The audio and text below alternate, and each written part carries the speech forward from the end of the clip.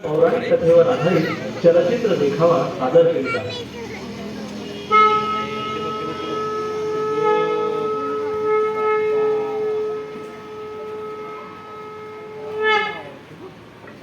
एकदा महादेवाने कैलास पर्वतावर सप्त ऋषींची सभा आयोजित केली.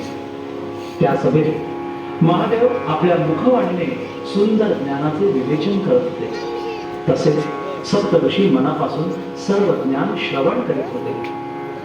अचानक महादेव गंभीर होऊन म्हणाले, हे ऋषीवर, जे ज्ञान मी तुम्हाला दिले आहे ते सत्य आत्मज्ञान आहे.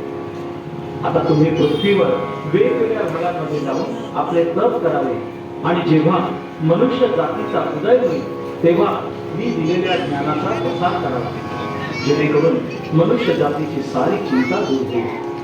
सर्व ऋषी म्हणाले, जशी आपली आज्ञा प्रभू, तुमच्या आज्ञेचे पालन करू.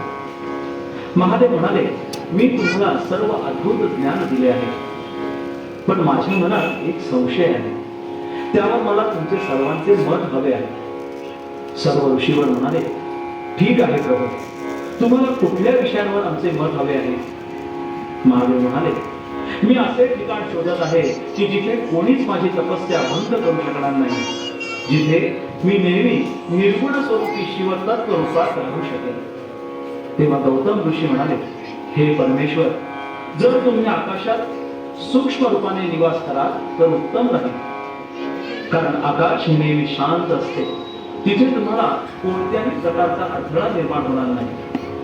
महादेव म्हणाले, हे ऋषीवर, येणाऱ्या भविष्यात मनुष्य मोठमोठ्या वायुयानांची निर्मिती करेल, जे तीव्र उत्पन्न करतील.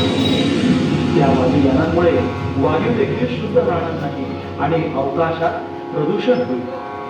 तसेच विज्ञानाच्या प्रगतीमुळे मानव अंतरिक्षाच्या ग्रहांना देखील सोडणार नाही आणि त्या ग्रहांवर राहण्यासाठी प्रयत्न करतील. म्हणूनच अवकाशात मी माझ्या सूक्ष्म रूपाने निवास करणे योग्य नाही. मग वशिष्ठ ऋषी म्हणाले, हे परमेश्वर, मी पृथ्वीच्या निकट व दाट जंगलात खूप वर्ष तपस्या केली आहे.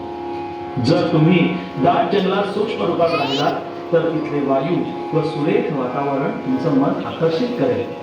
तिथले सुंदर झरे, त्यांचे मंजूळ पाणी तुम्हाला निश्चितच चांगले वाटेल.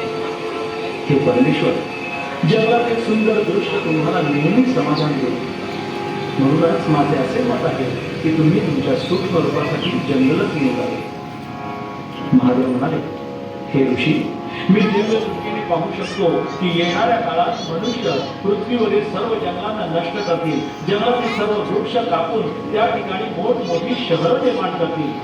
त्या जंगलात पशु पक्ष्यांना राहता येणार नाही आणि त्यामुळे ते आपला जीव वाचवण्यासाठी शहराकडे धाव घेतील आणि मनुष्यांच्या हाताने मारले जातील. तसेच त्या शहरांमध्ये कारखाने निर्माण करतील. त्यामुळे नदीतील पाणी आणि वायू प्रदूषित होतील. म्हणून जंगलात माझे सूक्ष्म रूपाने निवास करणे योग्य नाही. एक दिवस मनुष्य मला तिथे सुद्धा शोधून काढेल. एवढ्या तिथे हास्य करीत येणाऱ्या छोट्या गणेशाचा आगमन झाला. गणराय म्हणाले, प्रणाम पिताश्री. तसेच सप्त ऋषींनीही माझा प्रणाम स्वीकार करावा. कृपया मला हे सांगा की तुम्ही सर्व मान्यवर महादेव यांच्याशी कोणत्या विषयावर चर्चा करीत आहात? सर्व ऋषी निशब्द झाले. महादेव यांनी सर्व वृत्तांत गणराय यांना कथन केला व त्यांच्या मनातील संशय सुद्धा व्यक्त केला. महादेव म्हणाले, या विषयावर आपले काय मत आहे गणराया? गणराय यांनी मंद स्मित केले व ते म्हणाले, हे पिताश्री, आपले म्हणणे योग्य आहे. येणाऱ्या काळात मनुष्य अवकाश व पृथ्वीवरील जंगलांना हानी पोहोचवणार आहे. आपण तिथे सूक्ष्म रूपात राहणे योग्य नाही. पिताश्री, माझे असे मत आहे की आपण मनुष्याच्या हृदयात निवासस्थान बनवावे. आपण ईश्वर व शिवरूपी आत्मा बनून मनुष्याच्या हृदयात दडून राहावे. मनुष्य संपूर्ण आयुष्य तुम्हाला बाहेर शोधेल आणि आपण मात्र शांततेत त्याच्या हृदयात निवास करत राहावे. अशा प्रकारे शिवरूपी आत्म्याची शांती कधीही व्यथित होणार नाही. माझ्या मतानुसार तुम्हाला हेच योग्य असेल. महादेव प्रसन्न हो म्हणाले, अरे वा, तुम्ही तर माझ्या मनातला संशयच दूर केला. आपल्या या मार्गदर्शनाने माझे मन प्रसन्न झाले. गौरीनंदन, मी आणि सर्व ऋषीवर तुम्हाला श्रेष्ठ दान देतो की आपण पृथ्वीलोक देवलोक येथे सर्वात अधिक बुद्धिमान म्हणून ओळखले जा. तुमचे कल्याण हो. सर्व ऋषी म्हणाले तथास्तु. रिद्धी सिद्धी आणि बुद्धीचे दैवत गणराय की जय हो. गणपती बाप्पा मोरया. मंगल मूर्ती मोरया.